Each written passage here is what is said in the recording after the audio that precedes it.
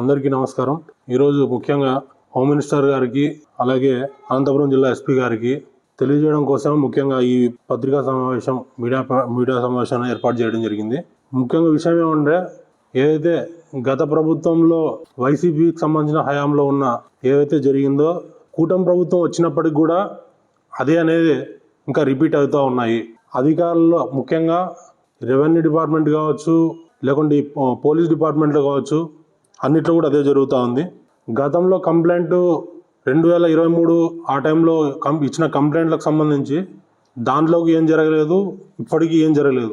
దానికి సంబంధించి కొన్ని వివరాలు తెలియజేద్దామని చెప్పేసి మీ దృష్టికి తీసుకొచ్చినాను. గతంలో అవి మరి ఉద్దేశపూర్వకంగా పోతున్నాయా, లేకుంటే పోలీసులు ఏమన్నా బయట ఏమన్నా సెకండ్ హ్యాండ్కి ఏమన్నా అమ్ముకుంటారా, ఏమన్నా వాళ్ళతో ఏమన్నా దొంగలతో ఏమన్నా రాబరీకి సంబంధించి చేసే దొంగలతో ఏమన్నా వీళ్ళు ఇన్వాల్వ్ అయ్యి ఏమన్నా డబ్బులు తీసుకుంటారని అర్థం కావడం లేదు. శాలరీ సరిపోవడం లేదు, అర్థం కావడం లేదు. ఎందుకంటే 6/9/2023 తారీఖుకి సంబంధించి ఏదైతే సీసీటీవీకి సంబంధించి ఫుటేజ్తో సహా తీసుకొని పోయి తాడిపత్రి టౌన్ పోలీస్ స్టేషన్లో కంప్లైంట్ ఇచ్చినప్పుడు కూడా జరిగిన విషయం 1 గంట నుంచి 2 గంటలు జరిగిన తర్వాత కూడా దానికి సంబంధించి ఎటువంటి సమాచారం కానీ ఏం కానీ రాలేదు. దానికి సంబంధించి ఎవరైతే బాధితుడు యువరాజ్ అనే పిల్లోడు ఉన్నాడో ఆ పిల్లోడికి సంబంధించి కూడా దాని మీద ఆశలు వదిలేసుకున్నాడు. అదేవిధంగా గతంలో ప్రభాకర్ రెడ్డి గారి ఇంటి పైన ఏదో దాడి చేసి అక్కడున్న ఎవరైతే ఉన్నారో అక్కడ అనుచరుల పైన దాడి చేసే ప్రయత్నం జరిగింది, దాడి చేశారు కూడా. అప్పటికి ఏదో నామమాత్రం కేసులు పెట్టారు. ఎమ్మెల్యే పెద్దారెడ్డి గారు దర్జాగా వచ్చి వెళ్ళిపోయారు. దానికి సంబంధించి కూడా ఎటువంటి కేసుల వరకు ఉంటున్నాయి, కానీ కేసులు మాత్రం దానికి సంబంధించి పడాల్సిన శిక్షలు మాత్రం పడట్లేదు. ఒకటి. ఇంకోటి, ఎలక్షన్ టైంలో కూడా ప్రత్యక్ష సాక్షిగా ఉన్నా నేను.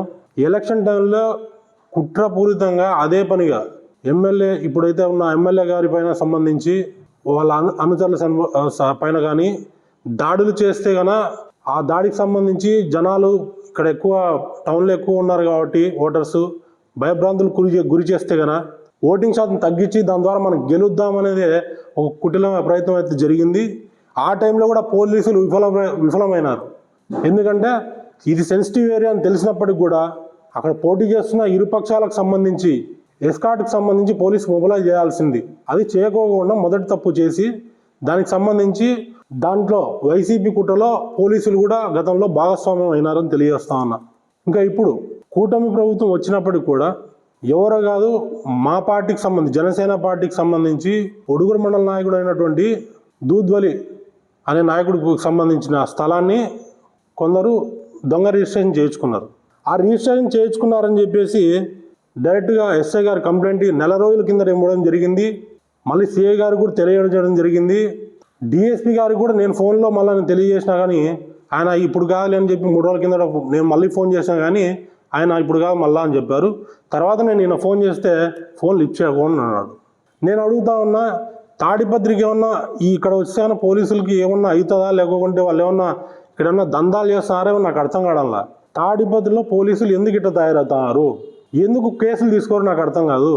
మండల నాయకులకు సంబంధించి గవర్నమెంట్ ఉండే నాయకులకు సంబంధించి ఇట్లా జరుగుతాయి.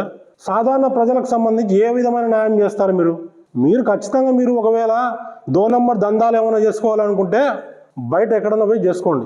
డిఎస్పీ గారికి డైరెక్ట్ నేను విన్నవిస్తా ఉన్నా, మీరు కేసు కట్టొద్దని చెప్పినారు అని చెప్పేసి విత్ వాయిస్ రికార్డ్తో సహా మీ సిఐ చెప్పినది మా దగ్గర రికార్డింగ్ ఉంది.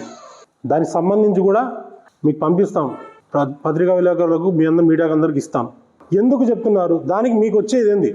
మీరేమన్నా 2 నంబర్ దందాలు ఏమైనా చేస్తున్నారా, శాలరీ సరిపోవడం లేదని మీరు ఏమైనా ఈ విధంగా పక్కదారి పడుతున్నారా?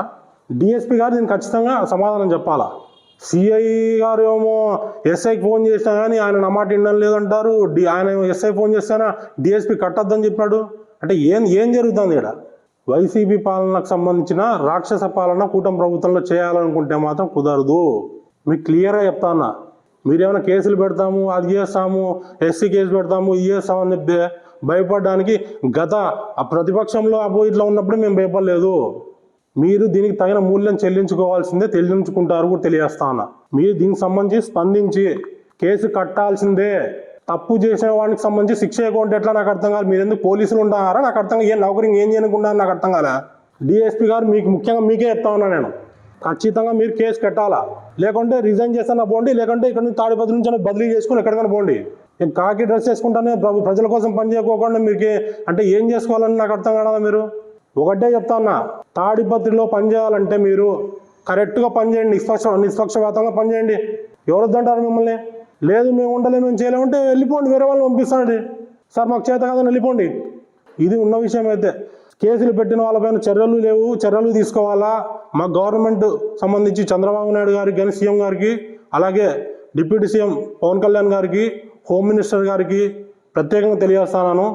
గతంలోకి సంబంధించి తాడిపత్రిలో ఏవైతే రిజిస్టర్ అయిన కేసులకు సంబంధించి దాంట్లో ఎవిడెన్స్ ఉన్నా కానీ దానికి సంబంధించి చర్యలు తీసుకోకుండా దొంగ కేసులు మాలాంటి వాళ్ళపైన పెట్టేసి దాని మీద తీసుకోవాలని చూస్తున్నారు. కాబట్టి నేను మళ్ళీ చెప్తా ఉన్నా, నాయకులకు సంబంధించి ఎటువంటి తప్పు జరగనికోకుండా వాళ్ళపైన ఈ పరిస్థితి ఉంటే, తప్పు చేసిన వాళ్ళని వదిలిపెడతా ఉంటే ప్రజలను, తాడిపత్రి ప్రజలను మీరు ఏ విధంగా చూసుకుంటారు, ఏ విధంగా రక్షిస్తారో నేను అడుగుతా ఉన్నా, సూటి ప్రశ్న వేస్తున్నా. చేతనైతే తాడిపత్రిలో మీ వరకు గవర్నమెంట్ జాబ్ ఏదైతుందో అది చేయండి. చేత కాదంటే దయచేసి తాడిపత్రి వదిలిపెట్టి వెళ్ళిపోండి.